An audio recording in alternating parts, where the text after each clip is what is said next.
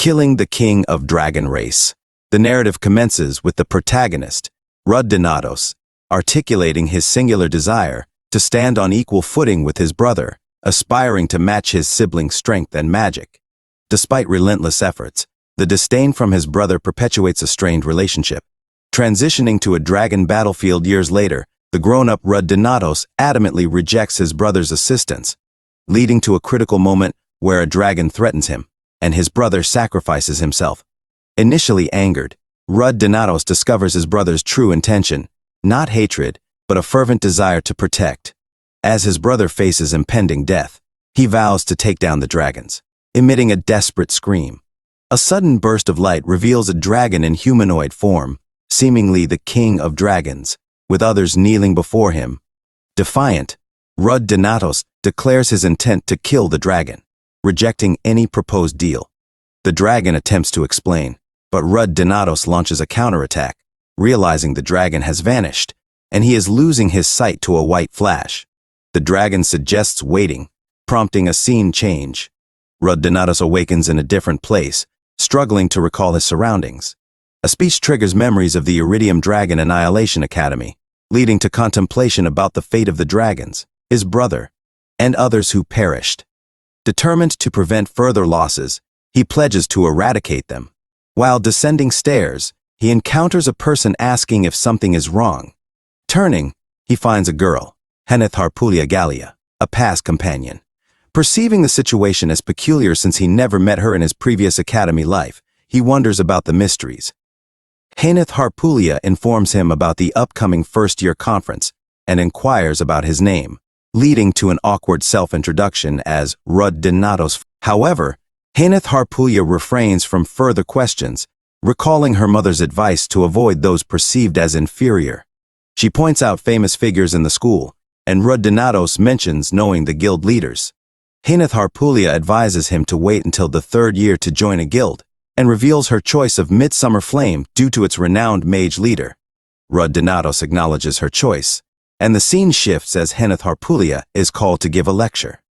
While waiting for his brother, who is the president of the student council, another person named Jeremy Duval, a friend of his brother, appears and delivers the opening speech, leaving Rudinatos curious about his brother's whereabouts. At that moment, Rudinatos begins to recollect his past, remembering his brother's prophecy that he would eventually become the president of the student council at the Dragon Slayer Academy. Observing the unfolding events, he quickly becomes agitated and confronts a boy, demanding to know why he assumed the presidency and what happened to his brother, whom he refers to by the name Donatos. To Rudinatos' surprise, the boy, Jeremy, claims not to know Donatos, leaving Rudinatos puzzled about the situation and questioning whether his brother exists in this new world. Following the conclusion of the entrance ceremony, the new students are directed to their assigned classes. Rudinatos contemplates the possibility of his brother's return, speculating that Donatos might have chosen not to attend the academy. He discusses his concerns with Heneth Harpulia, expressing the need to find more information about his brother. Heneth Harpulia suggests seeking assistance from the guild or checking the library, where student lists are maintained. Opting for the latter, Rudinatos heads to the library, prompting Heneth Harpulia to remind him of the limited time before classes begin and the importance of punctuality on the first day. In the library, Rudinatos is surprised by its vastness, realizing he had never explored it in his previous life. They split up to search for information, with Rudinatos focused on finding the list of students. After hours of searching, he remains unsuccessful and contemplates whether the situation is influenced by the Dragon Sartan, responsible for controlling the demo and the void. Rudinatos concludes that they need to investigate the matter independently. Meanwhile, Heneth Harpulia encounters resistance from the receptionist while trying to borrow books. The receptionist allows only 3 books, leading Heneth Harpulia to ask Rudinatos to wait for her after making her selection. Upon entering the classroom, Heneth Harpulia inquires if Rudinatos found the person he was looking for, his brother. Before Rudinatos can respond, their teacher, Daniel Gold, introduces himself as a high-ranking boss of the big guilds, sparking admiration among the students. In the midst of the professor's speech, Rudinatos recalls his past struggles with Daniel Gold, skeptical of the professor's promises. The professor encourages everyone to practice magic, and Rud Donatos decides to forego the dorms and head to the familiar training room from his youth. In the exercise room, he engages in push-ups, realizing that his past ally Balaksteros Asteros, now known as the King of the Fist, has entered. Rud Donatos hesitates to approach Balaksteros, considering him changed and unpredictable. As they both perform push-ups, Rud Donatos questions Balaksteros' behavior and wonders why he seems to mimic everything Rud Donatos does. Balaksteros responds cryptically, mentioning how perfect he noticed things to be. In that moment, Rud Donatos realizes that Balaksteros is imitating his every move. Upon introducing himself, Rud Donatos becomes the object of admiration for Balaksteros, who insists on calling him master due to the perfect alignment of their postures. The narrative shifts to the fencing class during the third training camp at the Iridium Academy. The teacher instructs students to choose weapons, but Heneth Harpulia questions the necessity, expressing her desire to be a sorceress. The teacher emphasizes the importance of weapon mastery for magicians who might face close combat, providing Heneth Harpulia with a dagger for self-defense and recommending the use of mana for ranged attacks. Rud Donatos opts for a heavy sword, and Heneth Harpulia questions his choice, as no first-year student had mastered such a weapon. Rud Donatos explains his childhood experience with such a weapon. Seeking variety, Rud Donatos approaches the professor, inquiring about choosing multiple weapons. Professor Daniel, surprised, encourages him to focus on mastering one weapon, but Rud Donatos insists on selecting 3, a heavy sword, a spear, and a larger sword. The professor acknowledges Rud Donatos' unique talent and questions his background. Rud Donatos reveals his past as a mercenary who lost his family to a dragon. Heneth Harpulia joins the conversation, expressing sympathy for Rud Donatos' loss. As they discuss personal matters, they notice an argument in Class B between Balaksteros Asteros and his teacher. Balaksteros argues that his family only uses force, not weapons, but the teacher insists on adherence to the curriculum. Alex, a classmate of Rud Donatos, claims friendship with Balaksteros, who denies knowing him. The teacher, Professor Daniel, warns Balaksteros to make a choice, use a weapon or face consequences. Balaksteros defiantly claims he can defeat any dragon with his body alone. Rud Donatos, aware of Balaksteros' future potential, attempts to persuade the teachers to make an exception, but they remain adamant. In a creative move, Rud Donatos throws gloves at Balaksteros, explaining that they are a gift and not weapons. He suggests that steel gloves are being forged for use as weapons. The teachers decide to give Balaksteros a chance, accepting the unconventional approach. Rud Donatos feels relieved, recognizing the importance of Balaksteros as a strong ally against dragons and understanding the potential impact of his actions on the future. Later, as Rud Donatos walks calmly, he reflects on the theoretical nature of the first day for first-year students and considers the attention he has garnered. Heneth Harpulia and Balaksteros talk behind him. A new student named Wilhelm Parte approaches Heneth Harpulia, expressing interest in her and insulting Rud Donatos and Balaksteros. In the midst of their confrontation, Rud Donatos recalls similar situations in his previous stint at the academy. Despite past experiences, he chooses not to engage in conflict. During the argument, Wilhelm Parte throws a punch at Rud Donatos, but Rud Donatos effortlessly dodges and incapacitates him. Balaksteros recognizes the technique and is astonished. The friends of Wilhelm Parte lie about the situation, claiming Rud Donatos attacked first. Heneth Harpulia intervenes, providing a truthful account of the events. The teacher, impressed by Rud Donatos' unarmed skill, requests to meet with him, leaving Heneth Harpulia curious about the technique Rud Donatos employed without a W. Malik asserts that the adults in his family can execute the same move without weapons.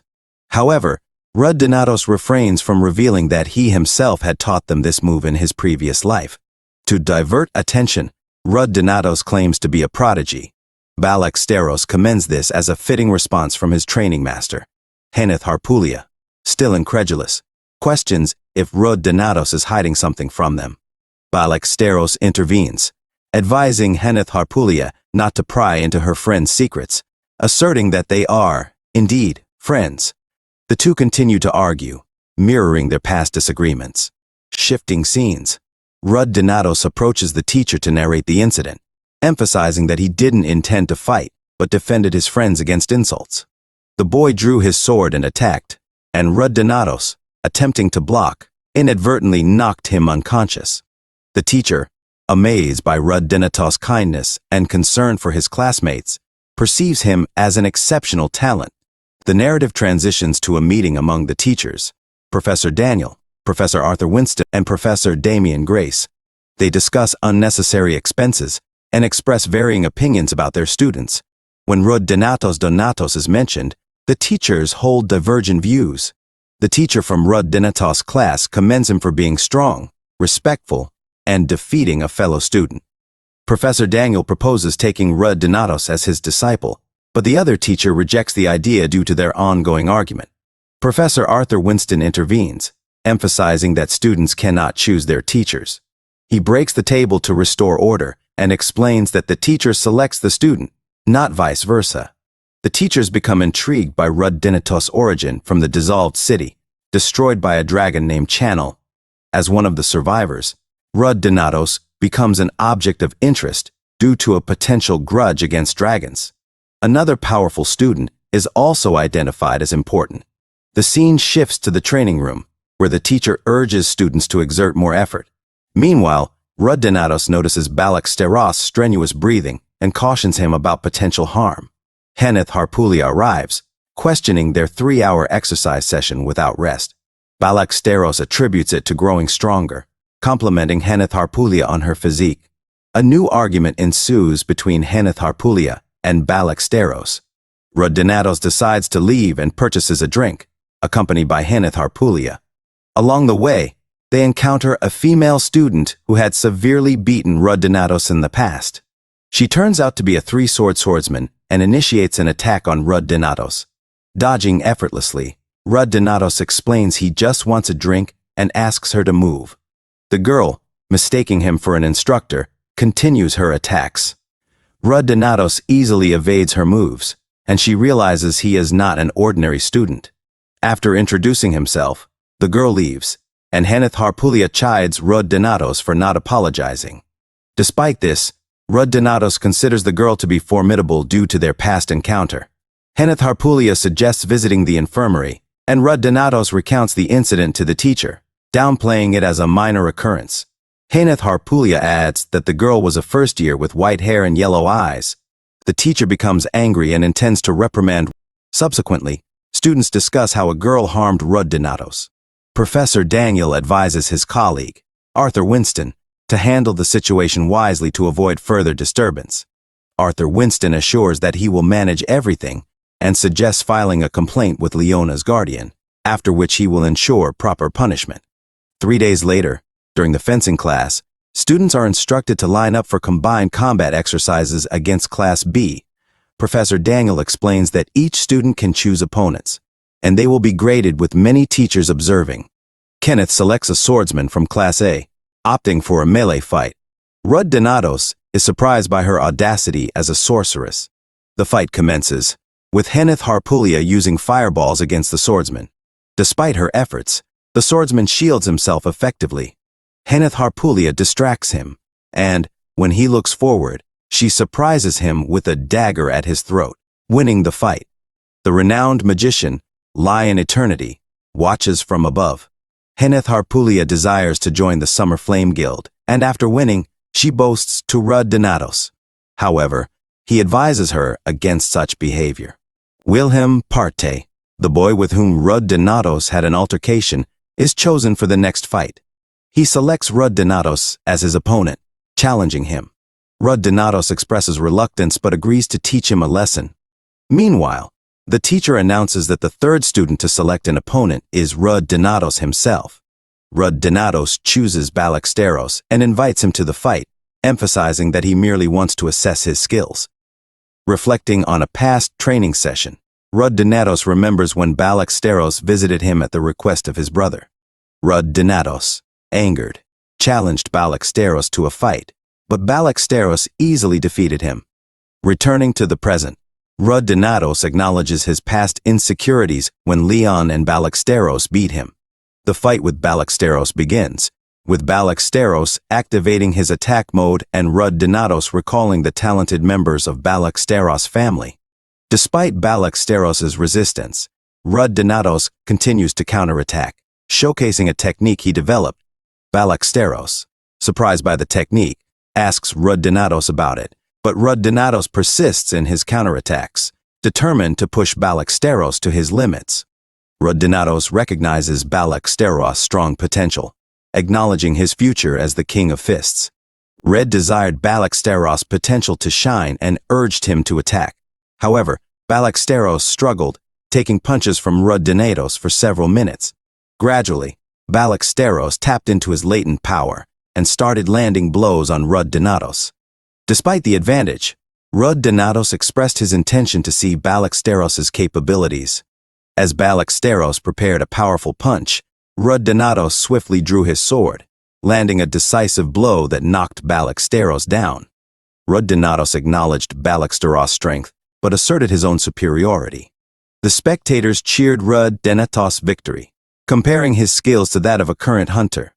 Teachers Daniel and Claire discussed Rud Donatos' effortless win, with Daniel reflecting on Rud Donatos' exceptional talent reminiscent of his teacher aimed Rice of the Celestial Sword style.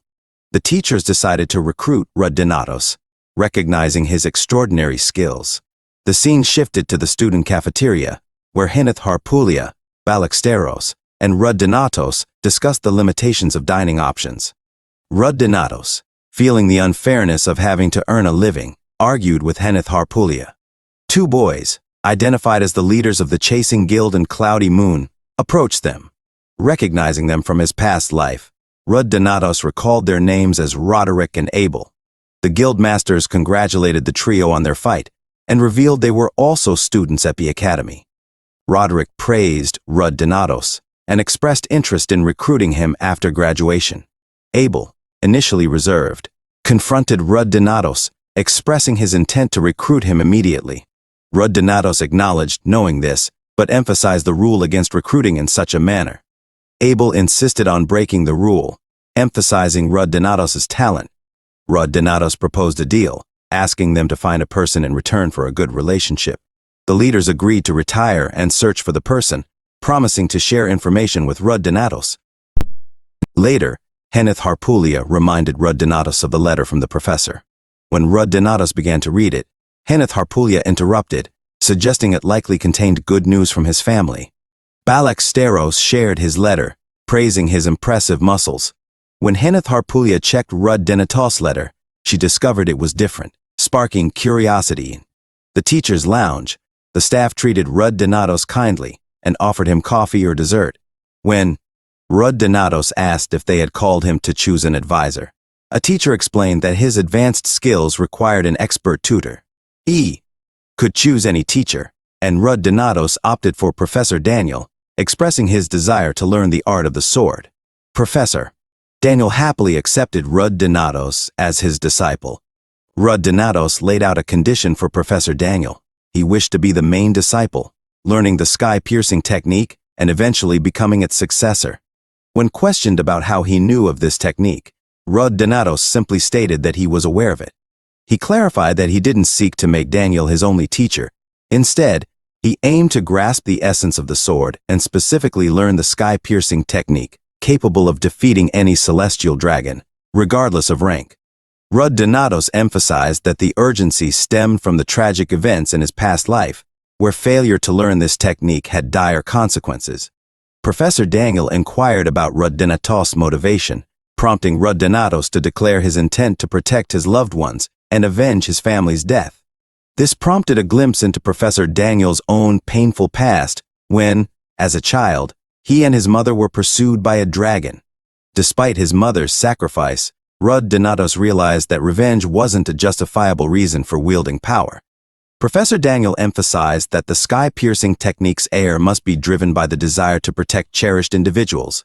Accepting Rud Donatos' sincere motivation, Professor Daniel agreed to become his main disciple, even suggesting that other teachers could supervise and impart their techniques. Rud Donatos acknowledged the difficulty of learning various techniques simultaneously, but found support from Professor Arthur Winston, who viewed the idea positively.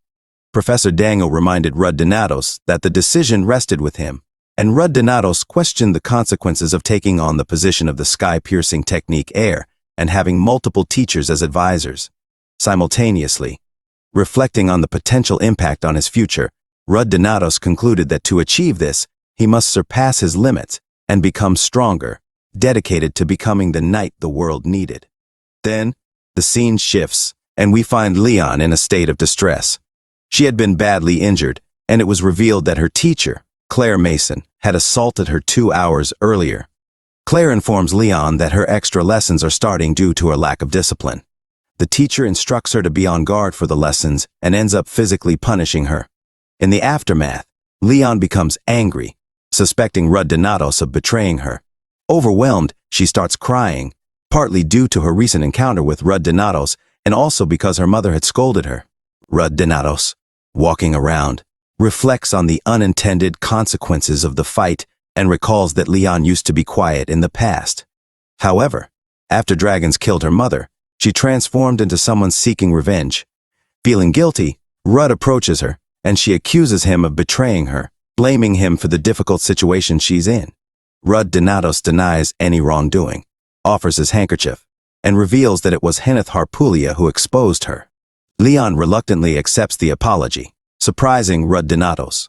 She suggests occasional greetings, and Rudinatos, feeling awkward, realizes he has been following her. When questioned, he claims they are going the same way. Leon asks about his destination, and he mentions going to the teacher's private exercise room, prompting her to wonder if it's just a coincidence. Later, Rudinatos discovers the teacher Daniel Gold in the exercise room. The teacher explains that he will now be teaching Leon as well. Rudinatos suggests she learns grappling techniques, leading to tension as she uses only one sword. The teacher proposes sparring to strengthen self-control, frightening both students. After a challenging session, the teacher leaves, and Rudinatos complains about the beating. He questions why Leon didn't complain, and she explains they are still weak, needing the teacher's guidance. Rudinatos compares Professor Daniel Gold favorably to Professor Claire Mason. Leon mentions her interest in close combat techniques, leading Rudinatos to reluctantly agree to help, motivated by a sense of obligation. Later, the boys, including Henneth, are outside, and Henneth has bought several magic books. Rudinatos contemplates resting, but Henneth hands the books to him. Balak questions why Henneth is giving them to Rudinatos instead of keeping them, and Rudinatos reminds them of the lunch promise Hannah made. The boys arrive at the dining room, and Rudinatos is surprised by Leon's wealth when looking at the expensive menu. Henneth Harpulia becomes upset when she sees Balak eating voraciously. Balak justifies his appetite, explaining that he needs to consume a lot of meat to regain lost muscles from carrying heavy items. Despite Henneth's irritation, Balak continues eating. She throws a knife on the table and suggests a dish to Rudinatos, who claims he can't distinguish between tastes due to his modest palate. Rudinatos finds it odd that she's treating him like a king and feels annoyed. Remembering Henneth's past mistreatment, he prefers her current demeanor. When Balak attempts to take more meat from Rudinatos, Henneth threatens him, saying she'll cut off his arm if he goes near the menu again. Despite Rudinatos wondering why she's treating him well, he realizes it's already 8, too late for his training with Leon. He rushes to find Leon, who reproaches him for being late. Rudinatos apologizes, explaining he was occupied. Leon notices the smell of food on him, and he shares that he went to lunch with friends but felt bad for her lack of friends.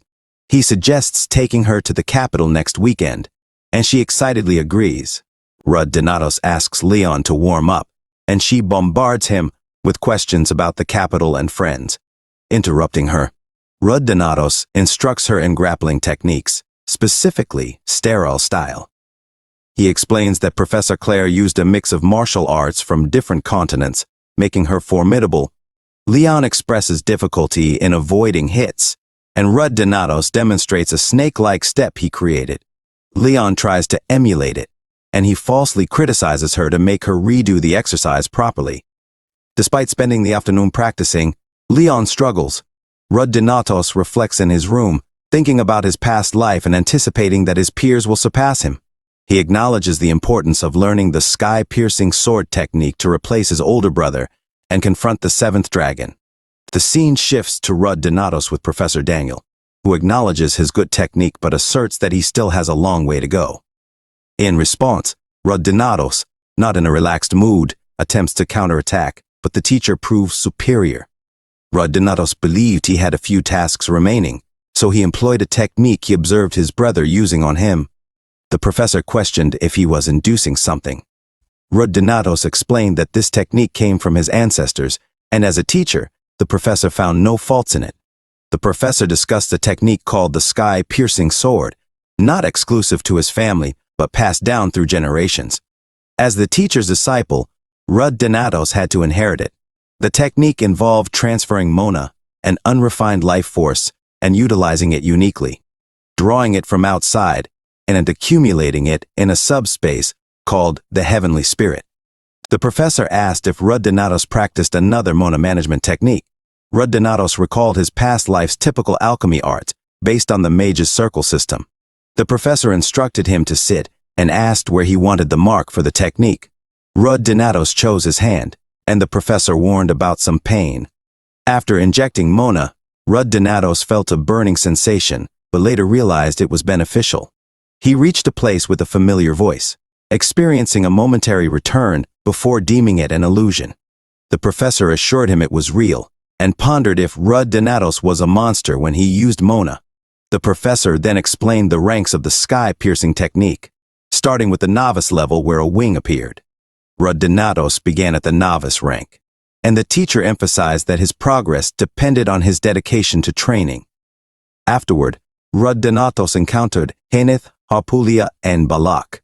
Heneth questioned his disappearance, stating they had to teach the clueless Balak. Rud Donatos inquired why they hadn't started alone, and Heneth expressed her disdain for Balak's focus on his physique. Balak defended himself, blaming his tendency to fall asleep in theoretical classes on a potential magical attack on his mind. Heneth asked about Rud Donatos' interactions with instructors, suspecting favoritism. Rud Donatos denied anything unusual, but Heneth pressed about seeing Professor Damien without his mask, as she had heard they shared similar. Rud Donatos asserted that he had never experienced any phobia, recalling a few years ago when he was in Damien's office, meeting him silently just like the last time. He pondered that if he had known Damien more in his past life, he might have brought up some topics for conversation.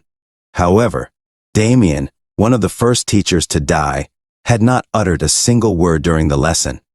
The professor eventually inquired about the tea's taste, prompting Rud Donatos to ask for another tea fragrance. Rud Donatos noticed Damien hadn't sipped his tea. They remained in silence for another 30 minutes until the lesson concluded. Later, Rud Donatos asked Balak about his lesson with the instructor. Balak expressed contentment with his teacher Claire Mason's strength. Kenneth, however, shared her frustration about being assigned a tutor for math magic, who dismissed fire magic as ridiculous. Rud Donatos tried to calm her, jokingly suggesting the Empress of White Flame might recruit her as a disciple. Jeremy Duval, the student council president, introduced himself to the group, expressing admiration for the three prodigies. He invited Rud Donatos to join the student council, but Rud Donatos declined, aware of the council's dubious activities. Rud Donatos walked away as Jeremy insisted none of it was true. When Rud Donatos returned, Kenneth questioned why he had been rude to the student council president. Rud Donatos explained his strong dislike for Jeremy, who had been his brother's friend and had coerced Professor Damien into suicide. Rud Donatos was determined to prevent any repetition of the tragedies from his previous life. Moving on to where Rud Donatos and Leon Creer were, Leon questioned his constant tardiness and sense of time. Rud Donatos insisted he was not late this time.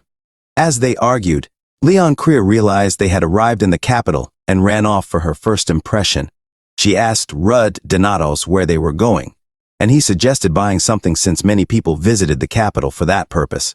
Leon Creer held his hand to avoid getting separated. In a store, Leon Creer inquired about dresses, and Rud Donatos assured her that anything would look good on her. Despite his teasing, she tried on a dress and decided to purchase it. She insisted Rud Donatos change clothes, promising to buy him something for accompanying her. He resisted, but she convinced him to try on an outfit.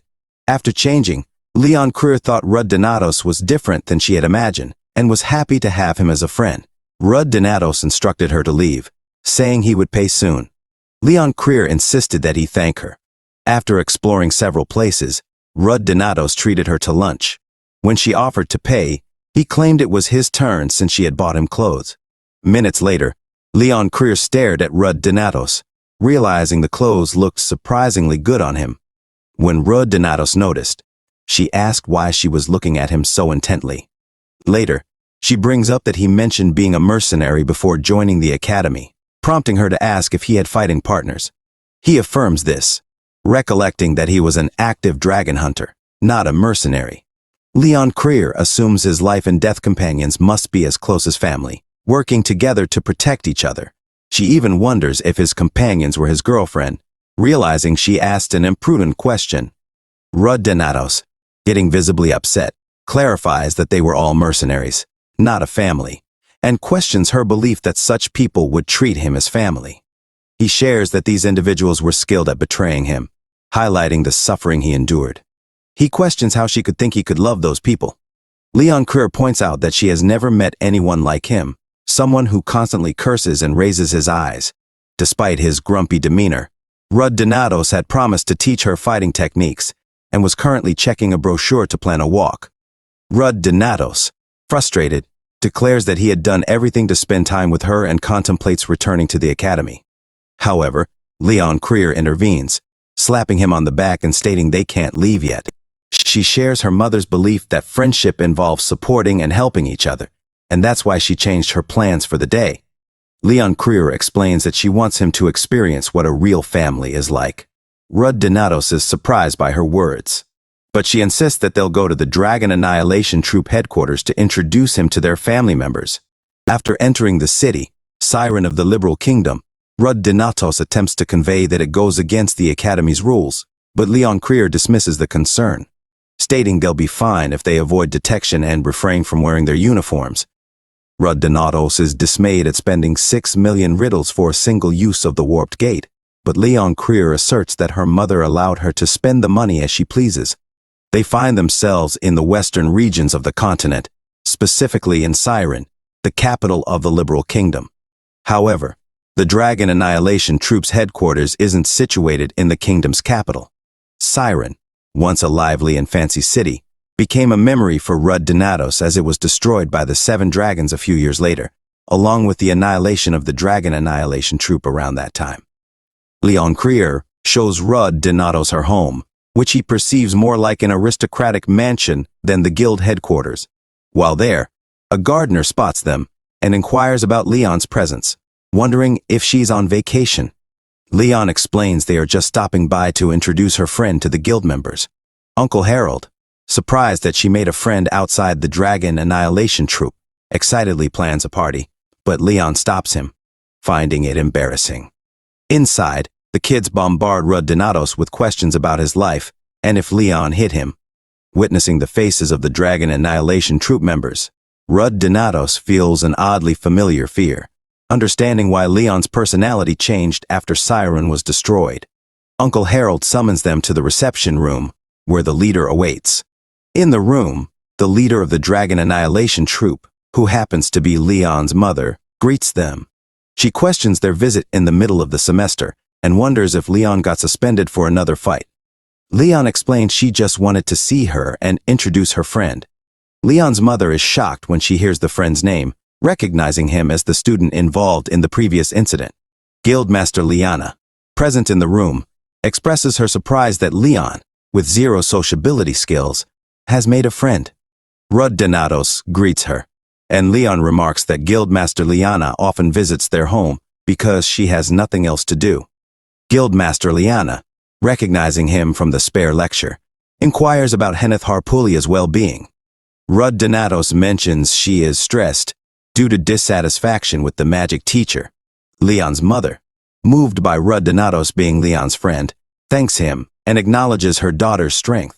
Leon discloses to her mother that Rud Donatos is the same student as the one in the previous incident, and her mother scolds her, asking if she taught her martial arts to bully others.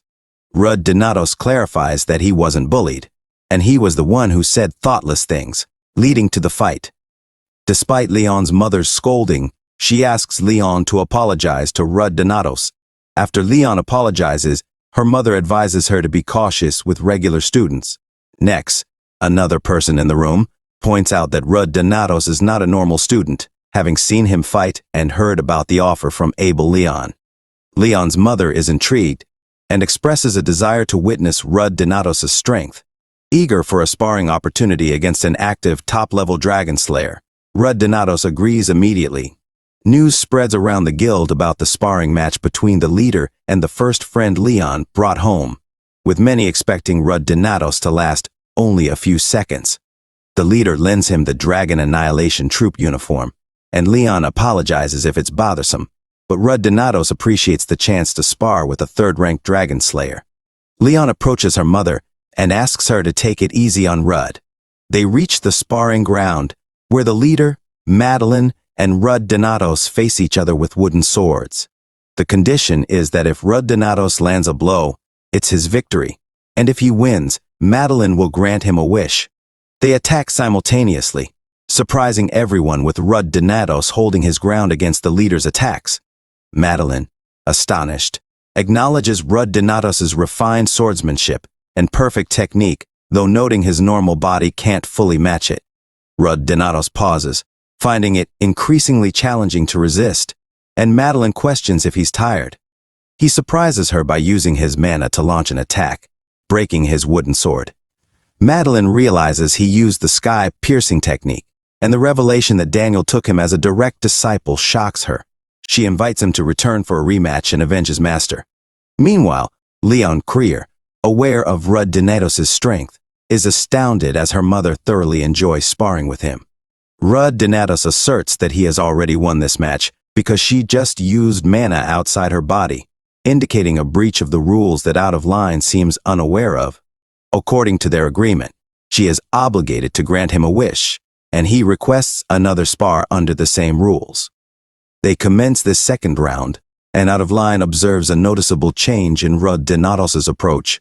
Despite her landing an attack, Rudd's reaction speed remains exceptional, creating no opening for a counterattack. His unique style, along with Leon's monstrous sense, makes it challenging for her to predict his movements. Although she can block him, he surprises her by throwing away his sword and using the Stereo's fist technique. Rudd Donatos disappears and reappears behind her, executing the Earth Trimmer and delivering a powerful fist attack. Despite her retaliation, Rudd Donatos claims victory, and Leon questions why he pushed himself so hard. He explains that he successfully landed a blow, prompting Out of Line to acknowledge her defeat and honor her promise. Rudd Donatos insists he doesn't need anything as a reward, but Out of Line asks him to trust her promise. She expresses curiosity about his unusual request, and he reveals his intention to prevent anyone from dying, emphasizing the promise made by the leader of the Dragon Annihilation Troop. Out of Line assures him that she will keep her promise, looking forward to working with him and playfully calling him her son-in-law, surprising both of them.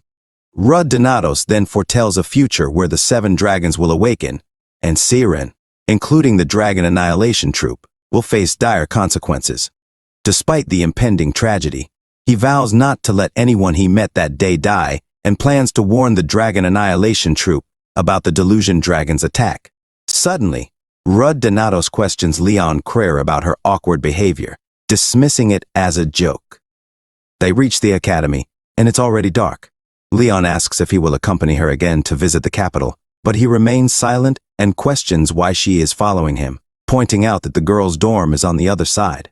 Leon reveals she is escorting him back due to rumors of a pervert near the dorm entrance and a blonde homeless girl in the central flow field. Rudd Donatos inquires about them, finding the situation peculiar. The next morning, he consults Lillian Stout, the Spirit Arts academic advisor, to discuss an issue with a student named Linnea Selkit. However, the professor reacts strongly, criticizing Linnea's behavior, which includes sleeping on the street, swimming in the central fountain, and having BBQ parties alone on the roof. After a heated exchange, the professor apologizes for being excessive, noting Linnea's talent despite her carefree demeanor. The professor is confident that Linnea will soon become an unmatched spirit. However, Linnea's love for freedom poses a challenge as she often creates paper airplanes from her exam copies or jumps out of glass windows when hungry. Recently, she even destroyed an entire drill hall while testing Spirit Mac, surprising Rud Donatos, who now realizes she's more troublesome than he initially thought.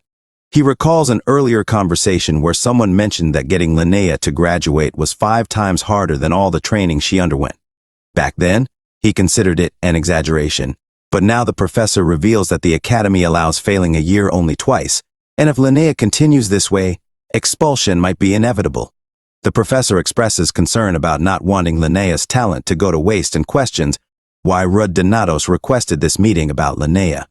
Rud Donatos is perplexed by Linnea's behavior. Despite her remarkable skill and talent, she appears disinterested in adult concerns. However, Linnea approached Rud Donatos with a request to prevent the expulsion of someone crucial to the country's reputation and future. She hoped that her words, filled with respect for her junior, would influence Linnea. Despite not being skilled with flattery, Rud Donatos agreed to take on this task for the professor. A group of students strolled through the garden where Linnea was present. Among them was Rud, who found himself captivated by her beauty, to him and the others. She seemed like the most enchanting homeless person they had ever encountered. Some even speculated that she might be a blend of human and spirit. Approaching her, Rud attempted to wake her up, but Linnea merely rolled over and went back to sleep. Frustrated, he resorted to gently kicking her. After some rolling around, Linnea finally woke up and questioned his actions. Perplexed, Rud inquired why Linnea was in the garden so early in the morning. Linnea explained that she had been watching the flowers and had dozed off. Rud introduced himself as a representative of advisor Lillian, making him her junior. Linnea was curious about his purpose there, and Rud proceeded to shower her with compliments, admiring her skills. Unfazed by the flattery, Linnea asked if Rud wanted to be her friend. However, Rud seemed more interested in discussing her academic life. Linnea's attention soon wandered, as she started chasing after a butterfly. Rud eventually managed to lead her to the side and expressed his concern about her habit of skipping classes and causing trouble. Citing the incident in the drill hall a few days prior, Linnea brushed it off, relieved that no one had been hurt. Rud struggled to control his frustration and asked her why she skipped classes. Linnea confessed that she didn't want to graduate because the academy felt warm and was filled with beautiful flowers, while her hometown was perpetually covered in snow.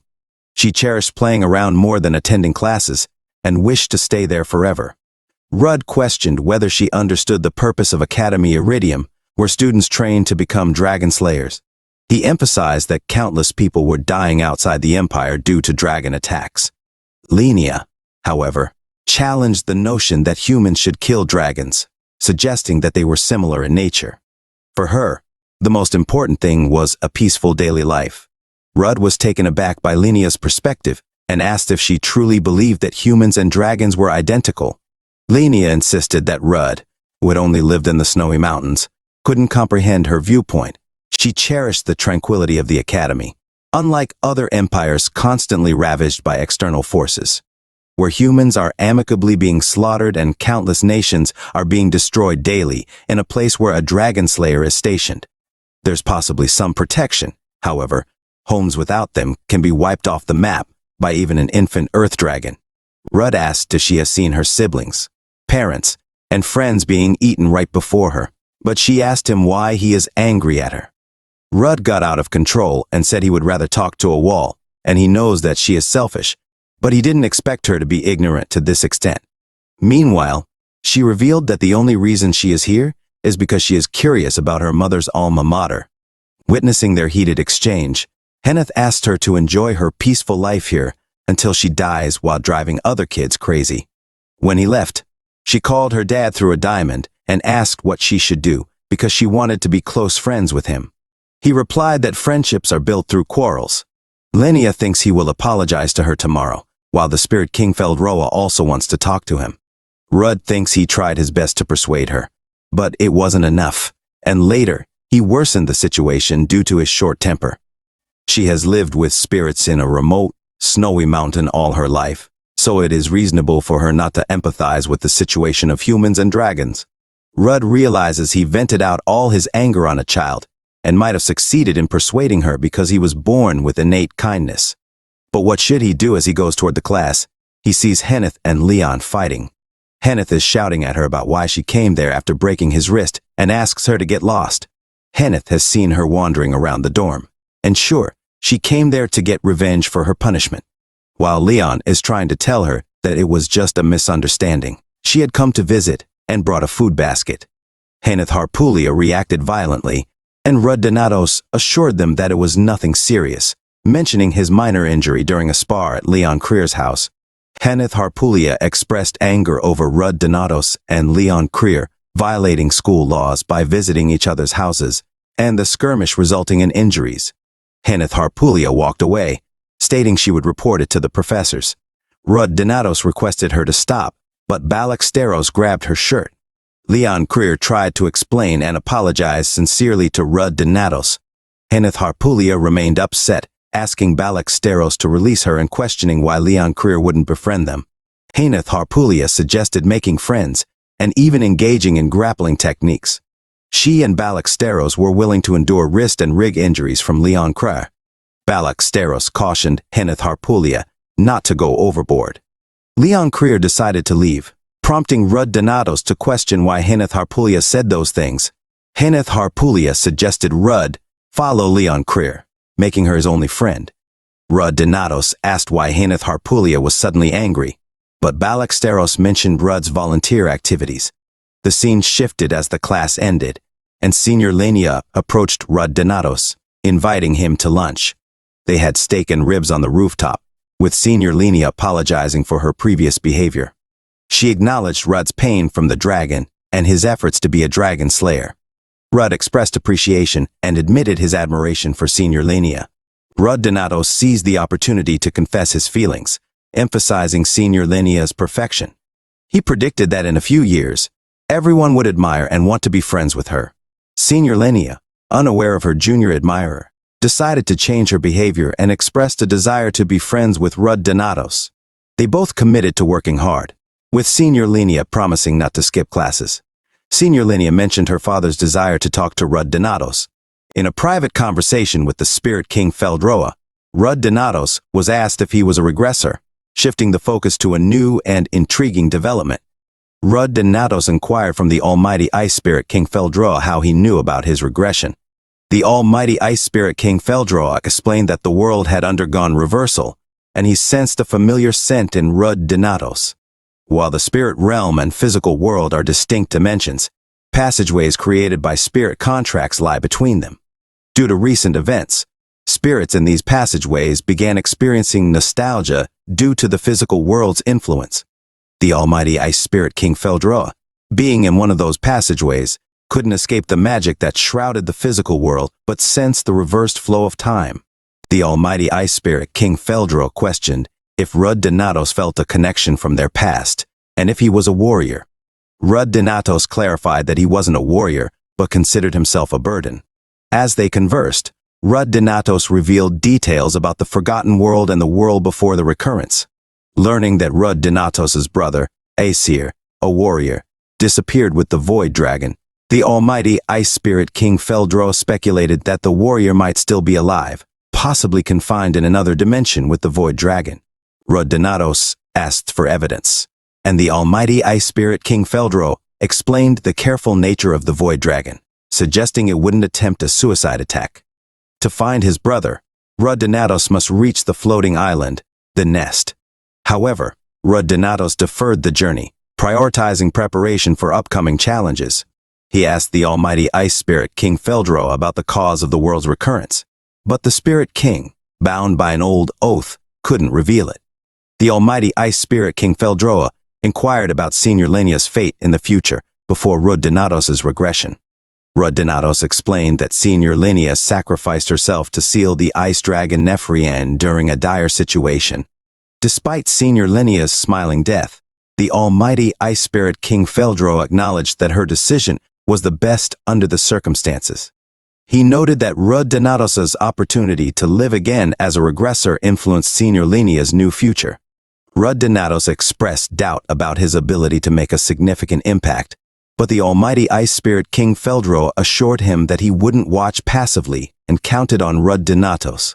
The Spirit King asked Rud Donatos to accept his power, using a fragment to connect with Rud Donatos's heart.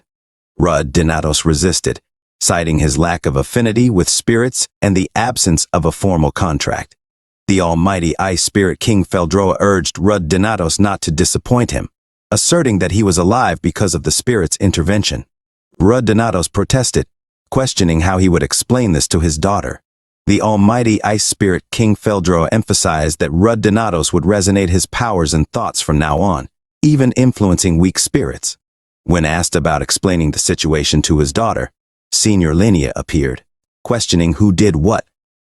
Rud Donatos claimed friendship between his father and the Spirit King, and Senior Linnea, impressed by Rud Donatos' social skills, acknowledged their bond. Weeks later, the almighty Ice Spirit King Feldro reminded Rud Donatos of his schedule with Senior Linnea for a library study. Rud Donatos agreed and emphasized that it was just a group study.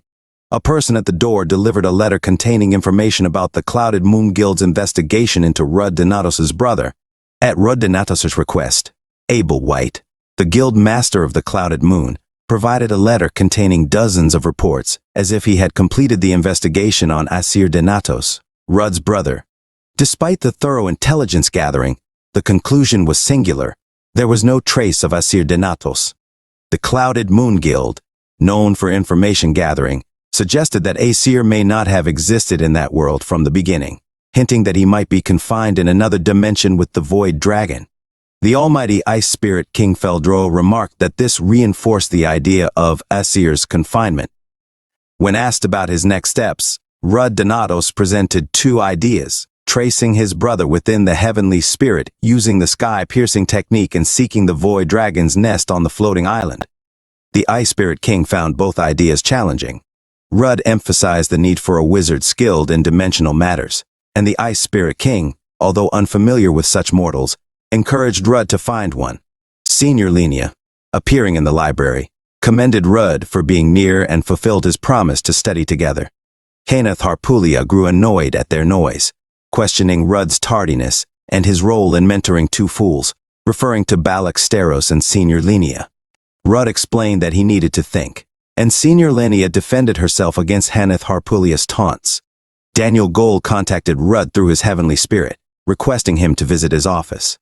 In the office, Daniel Gold welcomed Rud and introduced him to Sky Sword Immortal Ain Bryce, his grandmaster. Ain Bryce acknowledged Rud's potential and mentioned the need for a cake. Meanwhile, Rud thought about Ain Bryce's achievements, especially her victory over the 1,000-form dragon. Ain Bryce conversed with Rud, mentioning her purpose in visiting and hinting at a secret related to Damian Grace, who had a connection with the 1,000-form dragon. Ain Bryce reveals that Damian Grace, a professor at Iradium, houses the heart of the 1,000-form dragon. The dragon's heart was transplanted into Damian, posing a potential threat of cataclysm. In a past life, Jeremy induced Damian's suicide to prevent the dragon heart's manifestation. However, Jeremy secretly retained the dragon's heart after Damian's death. The lightning dragon Harma, lured by the dragon heart, attacked Iradium, resulting in the deaths of many, including Professor Daniel and the Sky Sword Immortal. Rud Donatos wonders how Ain Bryce knows about Damian at this point. Ain Bryce explains her presence is to monitor Damian and that Daniel Gold is unaware of the situation. Ain Bryce shares this information with Rud due to his connection to the 1,000-form dragon incident. She urges him to report any suspicious changes in Damian and to stay away from him. Rud Donatos inquires if Jeremy Duville tried reaching out to her, expressing concern about Jeremy's unsettled ideology. Rud Donatos and Ain Bryce discuss options, with Rud proposing to search for alternative solutions rather than resorting to killing Damian. Daniel Gold arrives as Ain Bryce prepares to leave, leaving Rud with encouragement. Returning to the library, Rud finds a note from his friends explaining they were kicked out for making noise. In distress, Leon Creer approaches him, questioning if his friends hate her. Rud denies it and brings up an incident involving Kenneth. Leon Creer expresses understanding and shifts the conversation to what Rud is reading. He shares a document about the 1,000-form dragon and its devastating appearance 10 years ago in the southern continent. Leon Creer jokingly suggests Rudd might be planning something adventurous, but he dismisses the idea, emphasizing the danger of venturing into a dragon nest. Rudd reassures Leon Creer that his past remarks about killing dragons were mere jokes, and his current goal is to accumulate power to eventually defeat the 7 dragons and erase their existence from the world. Leon Creer contemplates the existence of the 7 dragons, asking Rudd Donatos if it's a legend or a real event. Rudd Donatos confirms its existence, recounting the catastrophic encounter with the 1,000-formed dragon a decade ago. Leon Creer apologizes if she offended him, but Rudd Donatos reassures her, expressing his determination to eliminate the threat. Leon Creer questions if Rudd Donatos is scared, and he responds by asking if she is. She explains her fear of harm coming to those around her. Rudd Donatos notes that it's unusual for Leon Creer to express such sentiments.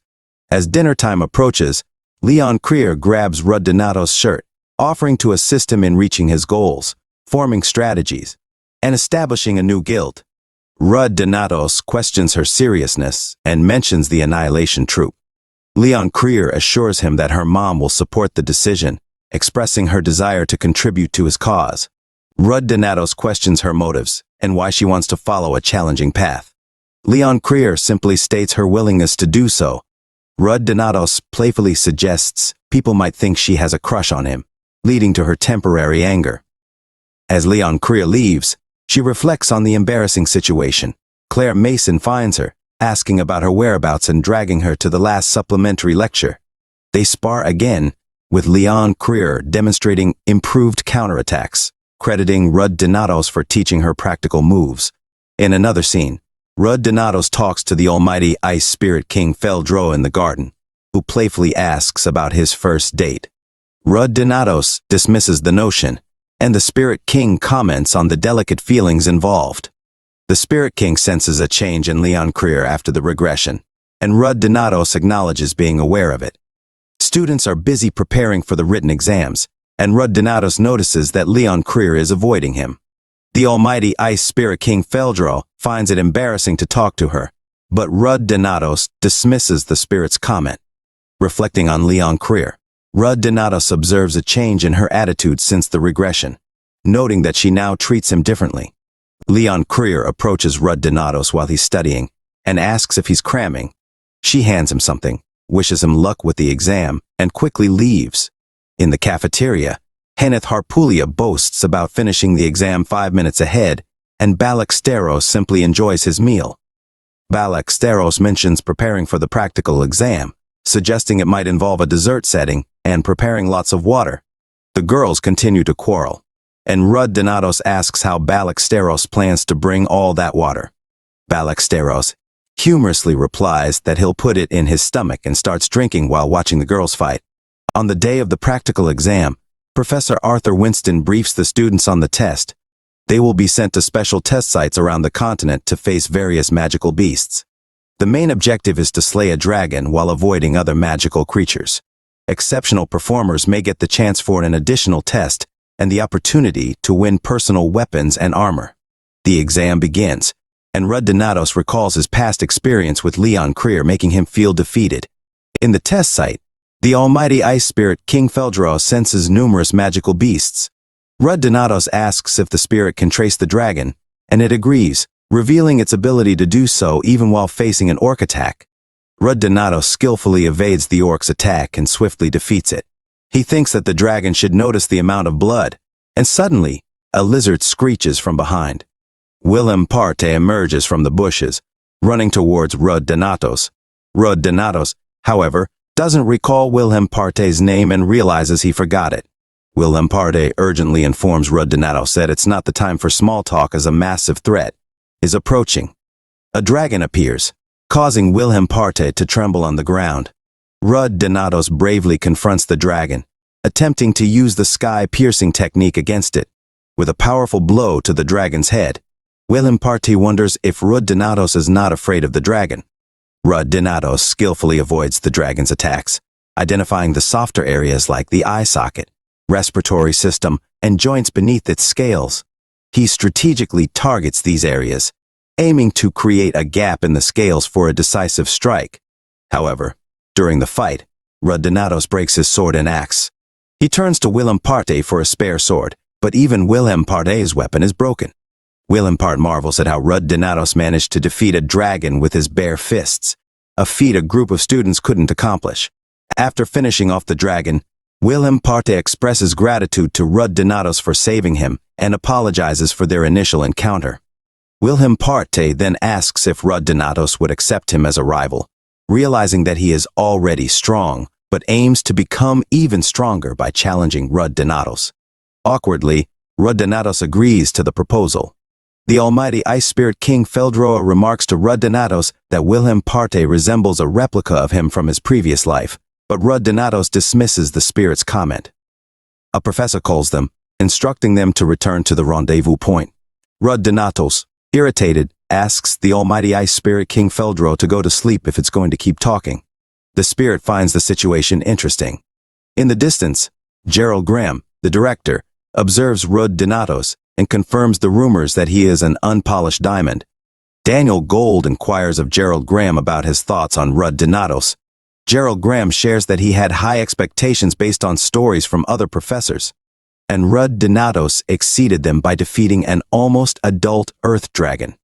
Daniel Gold acknowledges Rudd Donatos' potential, given his young age of 17, and suggests he might excel in the additional test, potentially becoming an exceptional and unprecedented dragon slayer. Gerald Graham descends from a tree, contemplating that Rudd Donatos could become a hero of freedom. Daniel Gold queries if Gerald Graham is referring to a biography similar to Van Aar's, and Gerald Graham confirms, mentioning the beginnings of dragon slayers. He narrates a tale from a time when dragons ruled over humans, describing draconites, humanoid dragons with high intelligence, strength, and cruelty. 700 years ago, these draconites used the area as an arena, forcing humans to fight for their amusement. Over time, humans revolted, led by Van Aar, and drove the draconites away, sealing their king, marking the era of freedom. Daniel Gold expresses confusion about why Van Aar didn't kill all the dragons if he was so powerful. Gerald Graham explains that killing the seventh dragon would have resulted in no victims like Daniel Gold and others. Daniel Gold refrains from questioning the ancestors' intent, acknowledging that their history shaped their lives. The scene transitions to the end of the practical test. The tournament bracket and venue will be announced in 3 days. 3 days later, students prepare for the tournament. Henneth Harpulia wonders why she hasn't heard from the famous student Rudd Donatos. Rudd Donatos dismisses her comment, and Henneth Harpulia playfully threatens not to go easy on him. She expresses curiosity about the contents of the Aratium's treasury. Rudd Donatos questions Balaxteros about his participation without using any equipment. Balaxteros meditates, stating that a match with a strong opponent is essential for building a strong body. Rudd Donatos agrees. In the tournament, Rudd Donatos notices Balaxteros preparing to fight Leon Krar, realizing she is no ordinary student. Henneth Harpulia vows to kill Balaxteros if he loses to Leon Krar. Balaxteros asks Rudd Donatos if Leon Krar is genuinely strong, to which Rudd Donatos sarcastically praises her as the most outstanding among all. At the arena, Leon Krar arrives late, introduces herself curtly, and challenges Balaxteros. The fight begins, and Leon Krar strikes Balaxteros, realizing he blocked her attack with his physical muscles. Balaxteros boasts about his enormous muscles. Leon Krar observes that Balaxteros blocked her sword aura with his bare muscles. Balaxteros swiftly attempts to strike her, but Leon Krar deflects his fist with her sword. She aims for an opening, realizing he isn't even attempting to dodge. Leon Krar dodges Balaxteros' fist and counterattacks with a punch. She questions if he combines his mana with his muscles and acknowledges his physical prowess. Balaxteros flexes his massive muscles, tearing his shirt off. He tries to punch Leon Krar head-on, but she swiftly moves and counters, labeling Balaxteros as an exhibitionist. Leon Krar's rapid attacks impress Balaxteros, who finds her very strong.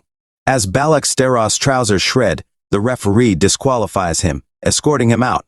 Balaxteros comments on his sculpted naked body, prompting the referee to instruct him to stop talking.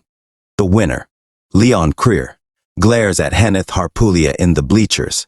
Heneth Harpulia tells Rud Donatos not to disclose that Balaksteros is their friend. Wondering why Rud Donatos is looking at Leon Krier like that, she urges him to fight Heneth Harpulia properly.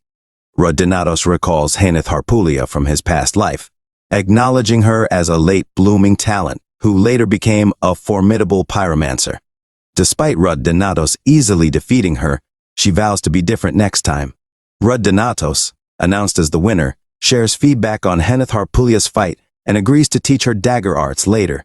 In the background, Leon Krier watches as Rud Donatos helps Heneth Harpulia stand up. Leon Krier abruptly leaves the arena. Heneth Harpulia questions why Rud Donatos has to guide Leon Krier with her mixed martial arts instead of training her. Rud Donatos, noticing Leon Krier's absence, informs Heneth Harpulia that he has somewhere else to go. Heneth Harpulia mentions the final round about to begin and queries what is happening between Rud Donatos and Leon Krier. Leon Krier flees the arena, avoiding a confrontation with Rud Donatos. Upon seeing Rud Donatos' determined expression in the arena, Leon realizes he's eager for a fight, but she has no such intentions. Rud calls out to her, questioning her actions. Leon brushes off his concern, insisting it's none of his business. Rud counters, claiming it's his concern as her opponent. Despite Rud's insistence, Leon has no desire to engage in the match or vie for the first prize. She opts to withdraw. Rud reacts with disbelief and frustration, accusing Leon of disrespect. She clarifies her intentions, but Rud becomes more forceful, grabbing her and silencing her objections. He reminds her of a past debt owed when she saved him, a memory that fuels his anger and curses towards her. In her final moments, Leon reflects on Rud's unchanged nature, while he recalls her derogatory nicknames for him. Rud, consumed by hatred, fails to comprehend Leon's actions, channeling his focus on revenge. Meanwhile, Martial Dragon Rayfair perceives Leon's sacrifice as foolish, yet admirable. Rud's inability to forgive stems from his inability to understand Leon, leaving him frustrated and questioning her motives. As the referee declares Rud the winner, the crowd wonders why Leon is absent, further infuriating Rud, who refuses to release his grudge. Outside, Leon Krier wonders if the supplementary test has concluded and if Rud Donatos is still harboring resentment towards her. Emerging from the bushes with two swords, Leon recalls how in their past lives, she would often find solace in this spot when upset, and Rud would seek her out for a duel. Rud hurls a sword at her, initiating the challenge for their final showdown. Questioning why Rud is pushing for this fight, Leon expresses reluctance, but Rud insists she cannot avoid it, citing his long-awaited anticipation. Reminded of how she once regarded him as insignificant, Leon vehemently refuses to engage. Nevertheless, they begin to battle, with Rud's sword aura exerting immense pressure that destabilizes Leon's defenses. Despite initially relying on her mana shield, Leon is urged by Rud to fight without restraint. As her shield falters, she readies herself for a proper confrontation, impressing Rud with her exceptional talent. Despite Leon's plea for Rud to stand down, he is determined to gauge her true strength. Opting for hand-to-hand combat, Rud dodges Leon's attacks effortlessly, surprising her with his agility. He then retrieves his sword, prompting Leon to warn him of the consequences. With swords drawn, they clash once more. They continue their sword clashes, with Leon Krier feeling confident of her victory, while Rud Donatos remains standing, glaring aggressively. Rud then unleashes his fourth wing and employs a hyper sword aura, albeit different from hers, but she manages to dodge the attack. Rud's skill level matches hers perfectly. He then approaches Leon, who concedes defeat and questions if he's satisfied. Rud believes he should be satisfied, as he has defeated Leon, but he expresses the futility of the situation, feeling empty and questioning the torment of his life. Leon questions why he deems it futile when he forced her into a fight without explaining his reasons. She punches Rud, labeling him a psycho, and expresses her unwillingness to fight. Rud insists he had to beat her at least once. Leon reveals her anger, longing, and inferiority complex, feelings Rud expressed to her when they first met, feeling overshadowed by someone else in his thoughts. Rud, seeing her differently, admits to always looking up to her, envying her, and longing for acknowledgement. He sees her as superior and cool, wishing to match her strength but unable to accept her sacrifice for him in their past life. Shocked, Leon questions his sanity and his claims of her sacrifice. Despite Spirit King Feldro's attempts to intervene, Rudd confesses to her future demise and his reincarnation. Leon is shocked, and Rudd reveals he now lives a second life, originating from the future. Rudd Donatos explains that he's referring to his past life from the future, but Leon Creer still considers it nonsense. He leaves it to her to believe or not, asserting he has no time to prove it. However, Rudd insists she knows he doesn't lie. He clarifies that he regressed to the past for a second chance. Leon should have noticed earlier and may seem foolish for not doing so. Rudd demonstrates mastery beyond mere talent, utilizing mana perfection acquired from experiences and imitating skills of unknown individuals. This realization helps Leon understand her doubts and emotions. She questions if Rudd knows her adult self, to which he responds about her past focus on revenge and disdain towards him. Leon realizes Rudd's resentment and admiration were directed at her in another timeline. She confronts him about their initial confrontation, expressing anger at their age difference. She recalls instances he apologized and taught her skills. Rudd grows irritated with her questions, but Leon insists this time is different. She uses a napkin he once gave her and apologizes for her future self's wrongdoings. Rudd becomes increasingly furious, but Leon asserts her present self is different and genuine. Despite their past animosity, Leon surprises Rudd by kissing him, confessing her affection for him. Rudd Donatos awakens from a troubling dream of his kiss and confession with Leon Creer, questioning if it was real. Spirit King Feldro confirms it wasn't a dream, teasing Rudd about his reaction. Rudd admits he was hot-blooded due to Leon's actions the previous night. Spirit King Feldro suggests that since Leon is of mature age, they could consider dating, but Rudd dismisses the idea, wanting to pretend nothing happened. Unable to shake thoughts of the kiss, Rudd grows increasingly frustrated as Spirit King Feldro continues to tease him. Later, Rudd prepares to receive his prize from the test with Gerald D. Graham. Gerald notices Rudd's fatigue and nerves, attributing it to anticipation about the treasury. Inside, they find relics of dragon slayers and priceless treasures. Rudd aims to retrieve the weapon his brother and Leon once took, specifically the heavenly-defying sword daimyos. Spirit King Feldroa questions if Rudd wants to follow in Venar's footsteps, but Rudd desires to save the world by annihilating dragons instead.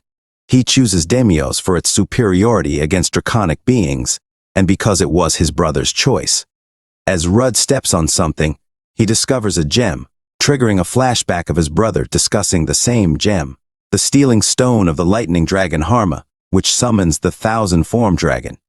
In Rudd Donatos' past life, he first encountered the existence of 7 dragons when he lacked skills and determination. The horrifying stench and burning bodies haunted him for ages, especially the sealing stone of the lightning dragon, the cause of the tragedy.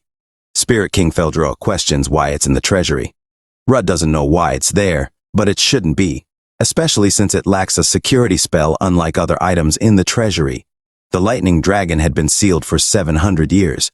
Rudd recalls from his previous life that the lightning dragon appeared around 1.5 years into their timeline, shortly after Professor Damien's death.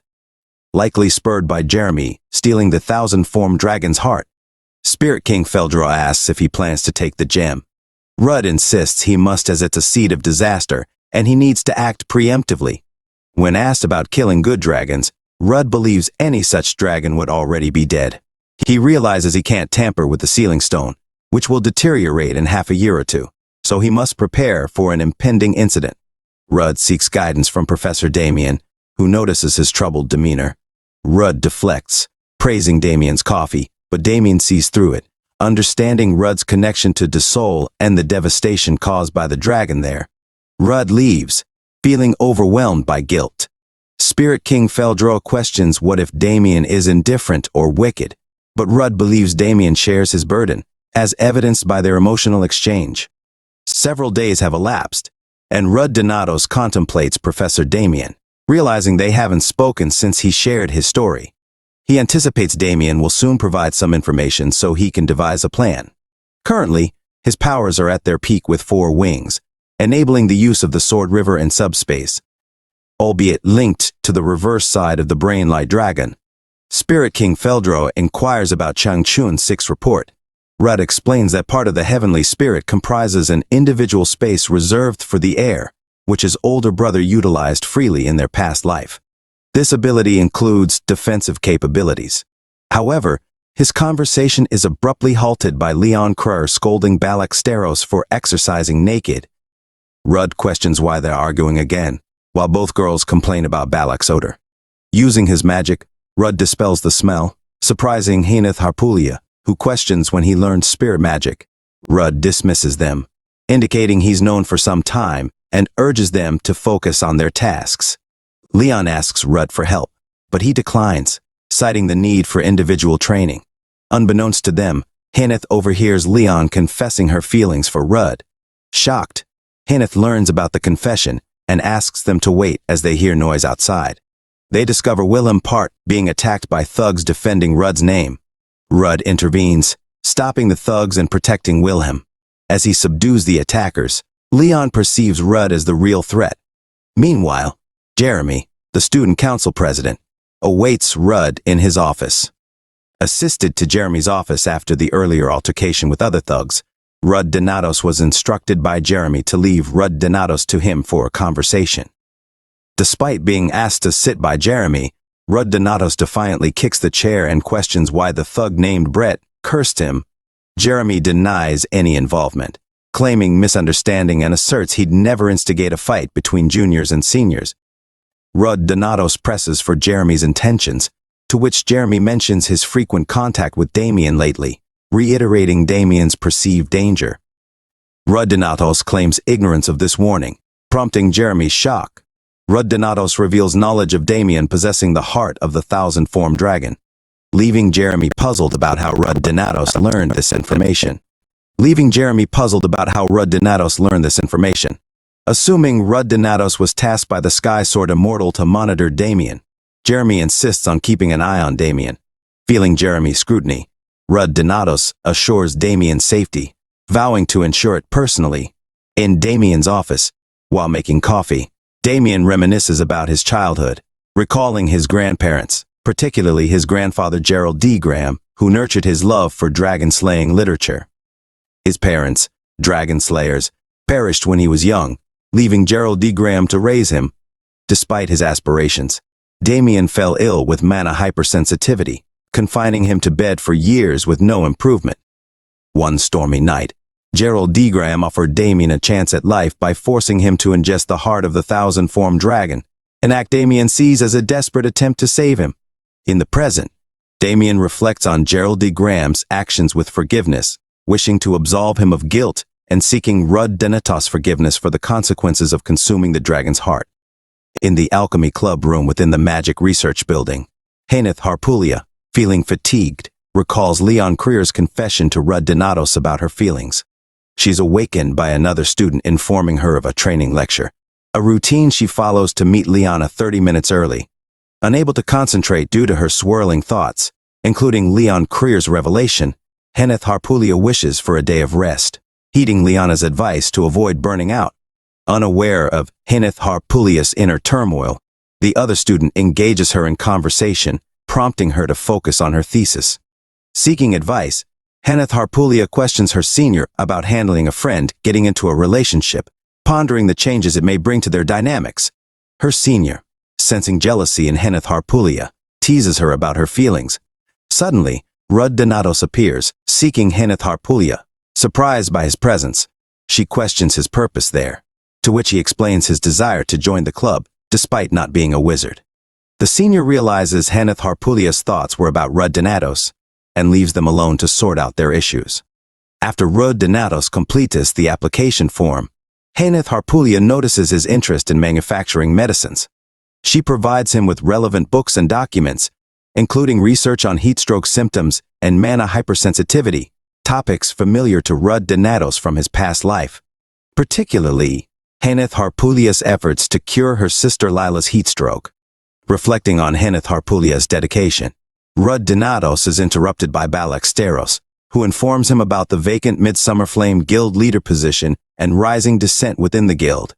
Rudd Donatos, confronts Heneth Harpulia about her excessive grieving, urging her to fulfill her responsibilities. Despite his attempts to reason with her, Heneth Harpulia becomes angrier and lashes out, striking Rud Donatos with flames. As Balaksteros and Senior Lenia observe, Rud Donatos persists in encouraging Heneth Harpulia to rejoin their activities. Frustrated, she punches him, labeling him as crazy. In their timeline, Heneth Harpulia questions Rud Donatos about his interest in others' research papers, to which he explains their widespread availability.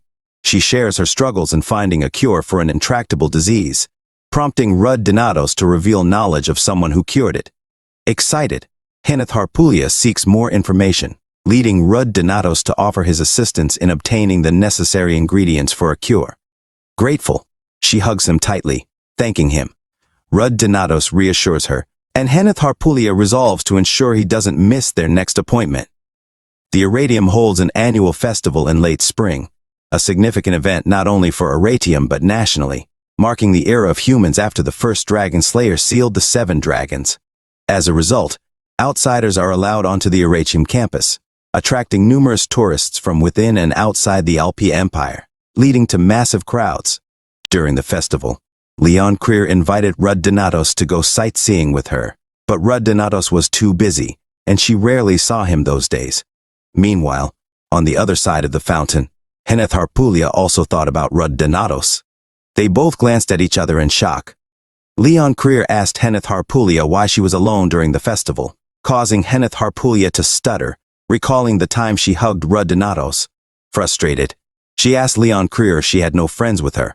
Leon Creer mentioned an appointment, but Heneth Harpulia, feeling annoyed, confessed that all her guy friends ditched her, leaving her alone.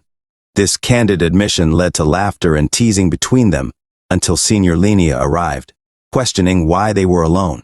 Tensions rose as the 3 girls argued, with Heneth Harpulia adding fuel by mentioning rumors circulating on campus about them being a group of eccentric students.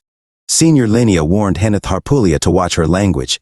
As others were listening, Balaksteros arrived, asking about the commotion and urging them to lower their voices. The attention then turned to Balaksteros's eye-catching costume, with Wilhelm Partey joining in, praising Balaksteros's physique. Leon Creer warned Wilhelm Part not to come near her. Heneth Harpulia questioned Balaksteros's association with Wilhelm Partey, leading to an explanation about muscle training. Senior Lenia laughed at their antics, while Leon Creer expressed her disgust. After the encounter, the ladies refreshed themselves at a bakery. Meanwhile, Heneth Harpulia pondered why Rud Donatos gathered them and bought numerous potions, suspecting he was planning something. This led to a disagreement between Heneth Harpulia and Senior Lenia about Rud Donatos, while Leon Creer contemplated Rud Donatos' preparations for an uncertain future. In the library, Rud Donatos finished reading his book.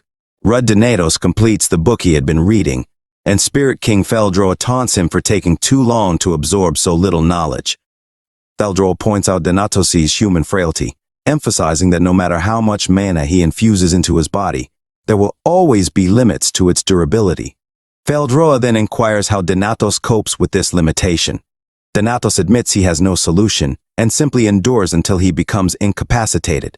Despite his physical limitations, he asserts his determination to confront the formidable opponents, the 7 dragons, even if it means sacrificing his well-being. Donatos wonders if he will emerge victorious or succumb to crippling injuries in his quest to eliminate the dragons, a thought that occupies his mind as he enters room Gerald Graham. Gerald D. Graham, known as the Slaughterer, earned his reputation as a dragon slayer by surviving numerous encounters and receiving multiple medals.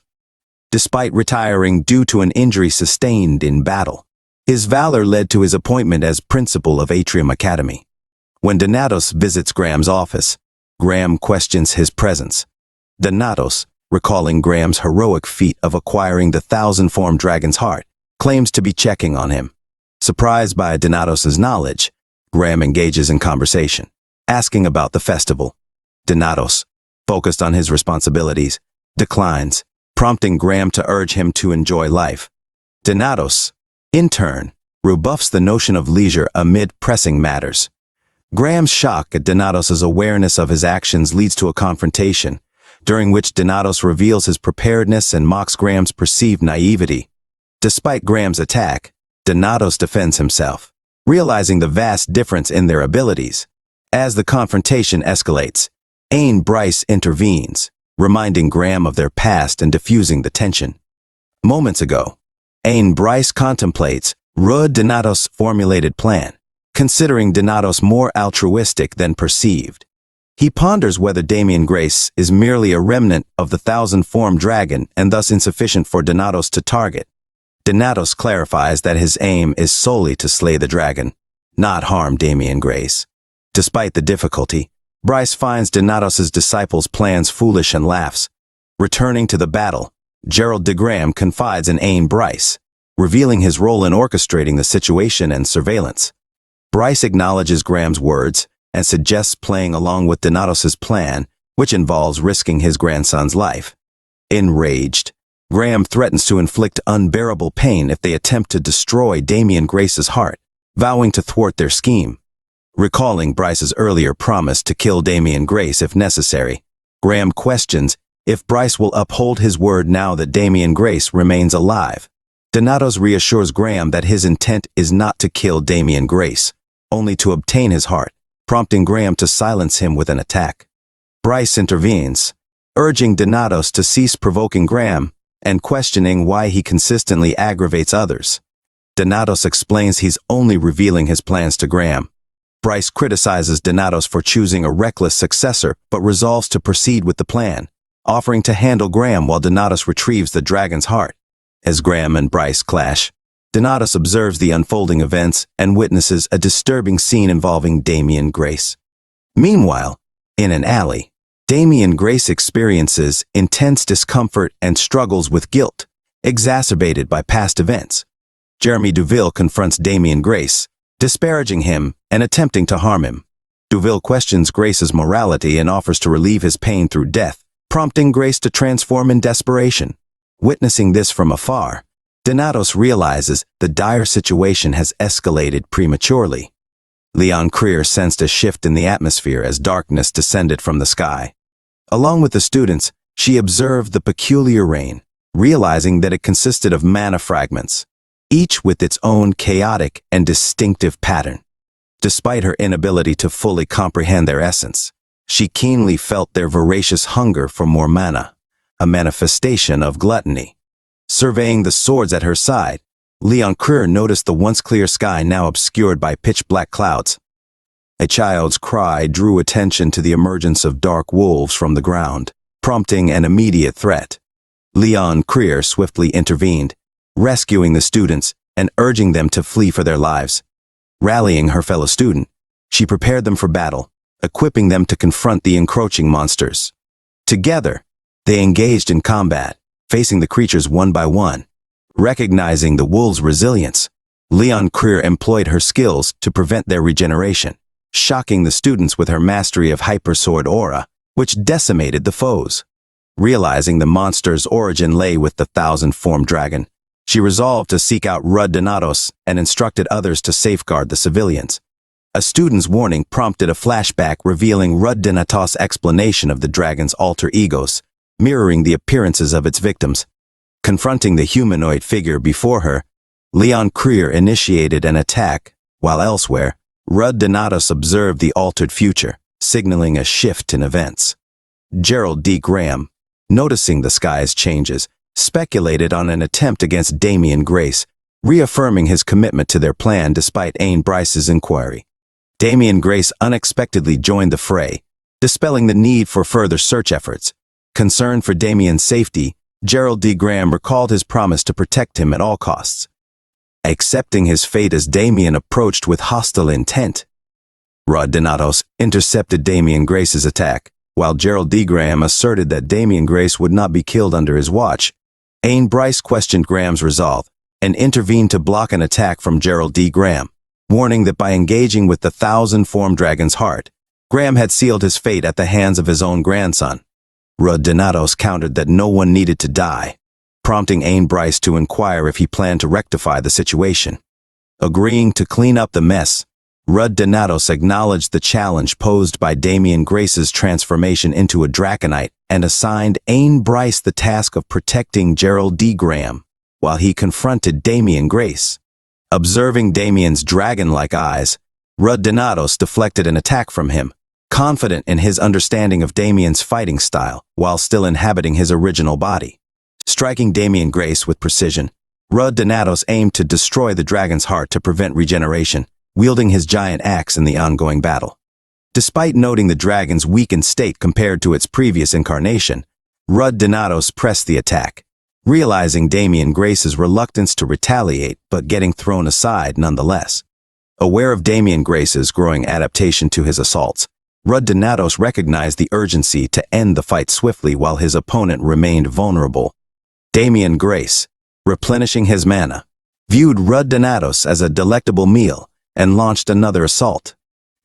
Damian Grace unleashed a massive attack, prompting Rudd Donatos to evade the spikes. Due to Damian Grace's high mana consumption, Rudd Donatos couldn't use his sword. Spirit King Feldro inquired about Rudd Donatos' well-being, to which he responded negatively, recalling the thousand-form dragon's history of devouring dragon slayers. Rudd Donatos then used potions to recover, while Damian Grace threatened to consume him, leaving only bones behind. Despite this, they continued to battle, with Damian Grace's movements becoming more refined as the dragon merged further with his body.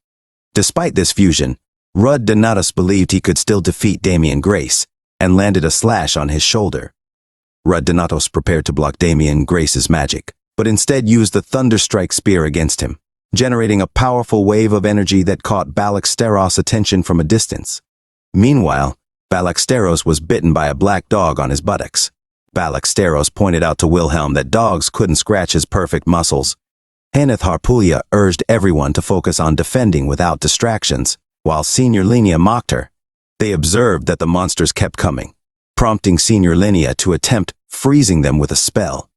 When Haneth Harpulia questioned why she didn't finish them off entirely, Senior Linnea explained she had depleted her mana reserves.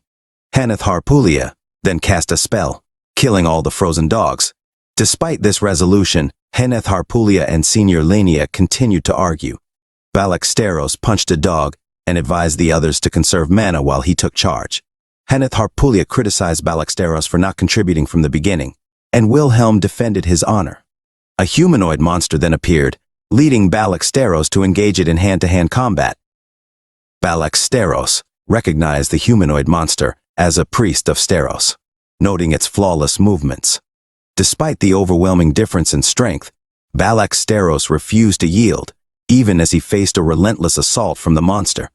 Claire Mason intervened, blocking their blows and admonishing Balaxteros as worthless, instructing him to observe the fight to its conclusion while scolding. Claire Mason inquired about their well-being, with Haneth Harpulia informing her of the ongoing increase in monster numbers. Claire Mason encouraged them not to fear the escalating threat, but her speech was interrupted by Daniel Gold's arrival, causing excitement among the defenders. The Imperial Black Wolf Knights, led by Raven Adolf, joined the battle, questioning Daniel Gold about the seemingly weak opponents. Daniel Gold explained that these were merely the dragon's hunting dogs, prompting Raven Adolf to request a confrontation with the named dragon in honor of the Imperial family.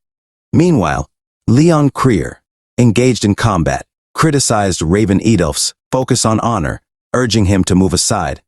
When Raven Adolf attempted to restrain Leon Krier, Daniel Gold intervened, warning him not to touch their students during the emergency. As they rallied everyone for battle preparation, they were suddenly shocked by an unforeseen event.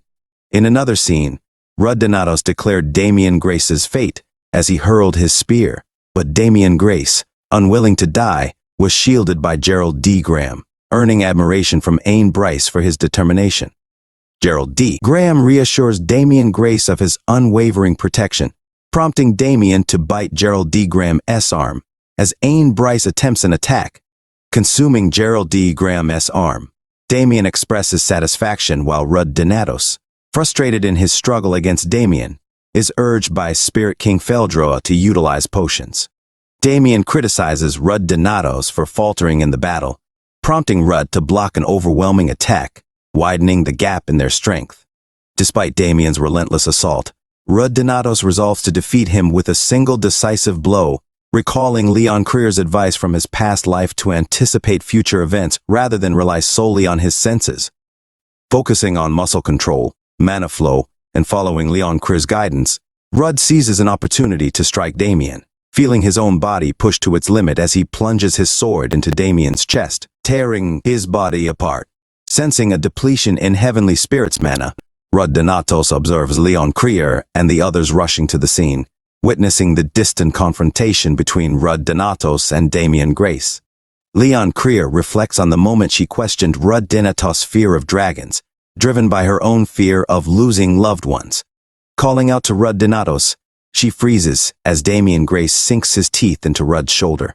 Spirit King Feldroa checks on Rudd's condition, remarking on his fortune that Damien didn't bite his neck instead. Damien Grace declares humans as mere food in his quest to reclaim his body, prompting Rudd Donatos to strike back, drawing blood.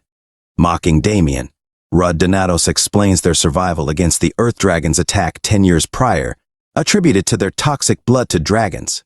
Spirit King Feldro admonishes Rudd for his reckless action, draining his mana completely and relying on luck to survive.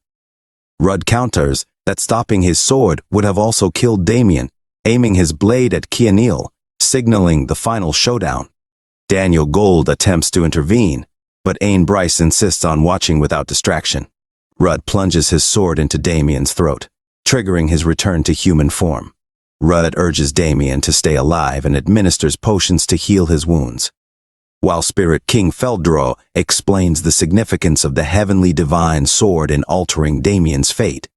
Using the sword, Rudd corrects Damien's mana flow, curing his illness. Ain Bryce tries to halt Rudd's actions, seeking assistance, but Rudd reiterates his commitment to safeguarding everyone. As Leon Creer and the others rush to Rudd's aid, the confrontation reaches a pivotal moment.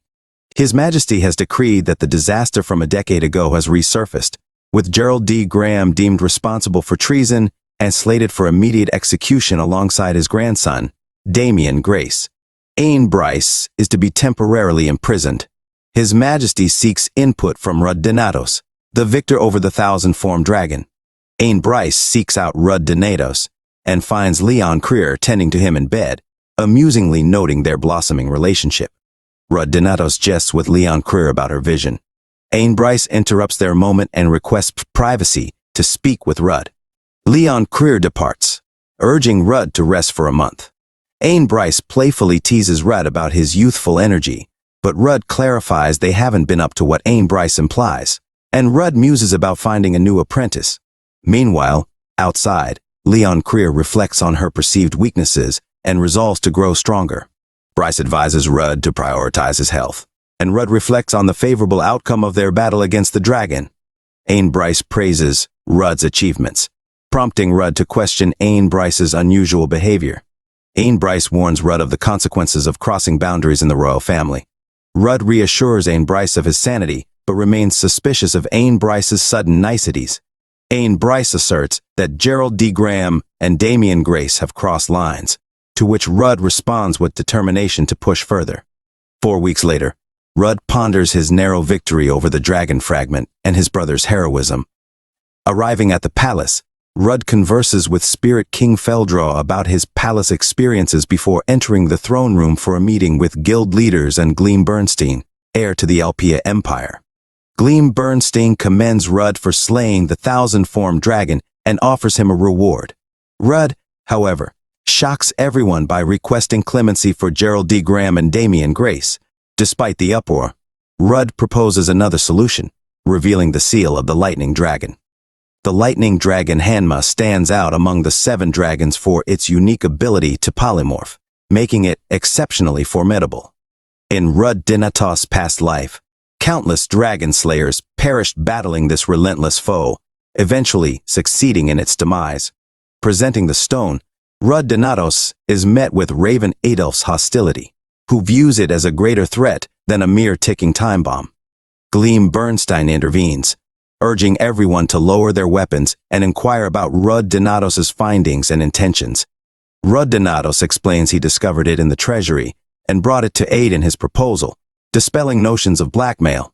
He insists on their examination of the fragile stone, warning of imminent breakage if mishandled. Emphasizing the urgency of his proposal, Donatos unveils his plan to eradicate the 7 dragons, starting with the lightning dragon. Raven Edelf scoffs at the ambitious plan, prompting Rudd to challenge his courage. Gleam Bernstein questions Rudd's confidence, citing the formidable history of the dragons and Venar's limitations. Rudd clarifies his need for both a battlefield and unified participation in the war. He proposes utilizing a wide space magic owned by Iris Haflia and suggests a preparation period of 18 months. Stressing the importance of quality over quantity, Rudd invites those hesitant to join the battle, mocking Raven Edelf's fear. A guild master raises concerns about their ability to defeat the lightning dragon with limited numbers in a confined space. Rudd contends that their strength surpasses all others, and asserts there is no alternative but to confront the dragon head-on. Gleam Bernstein acknowledges the gravity of the decision, questioning Rudd's capacity to deliver and potentially rectify the devastation in the southern continent. Ultimately, Gleam Bernstein pardons Gerald D. Graham and Damian Grace, appointing Rudd as the leader of the Lightning Dragon Subjugation Force. In prison, Damian Grace is released, greeted by Gerald D. Graham, who expresses remorse and emphasizes the importance of living and atoning for their sins, recalling Rudd Donatos' words of forgiveness for those who strive to save others. Thanks for watching. Like and subscribe the channel for more updates,